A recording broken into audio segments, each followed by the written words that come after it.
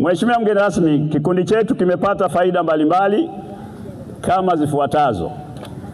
Kwanza, kuunganisha pamoja vikundi mbalimbali vya mazoezi ikiwemo kile cha mkoa wa Kusini Unguja, lakini kinachotoka wilaya ya Kati kwenye kijiji cha Uzi. Hawa wamekuwa ni wadau wetu wakubwa ambao mara kwa mara tumekuwa tukishirikiana nao. Aidha, wanatualika tunajumuika nao mkoa wa Kusini, ama wao tunawaalika tunajumuika nasi kwenye eneo letu. Lakini kama ambavyo umeona hapa, tunao wana vikundi mbalimbali. Kwa hiyo hii ni sehemu ya kazi yetu kuunganisha wana mazoezi kwa ajili ya kufanya kazi kwa pamoja, lakini pia kutambuana na kujenga urafiki kwa jumla. Sambamba na hilo, kikundi chetu huwa kinatoa misaada kwa wenye mahitaji zaidi.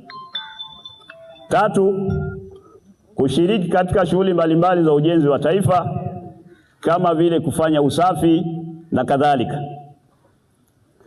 Nne, kutoa elimu kwa jamii, hususan mambo mbalimbali yanayotuzunguka ikiwemo usalama wa raia pamoja na elimu ya kujikinga na maradhi yasiyoambukiza. Tano, kuwakaribisha wataalamu wa afya kwa kutoa elimu juu ya umuhimu wa ufanyaji wa mazoezi.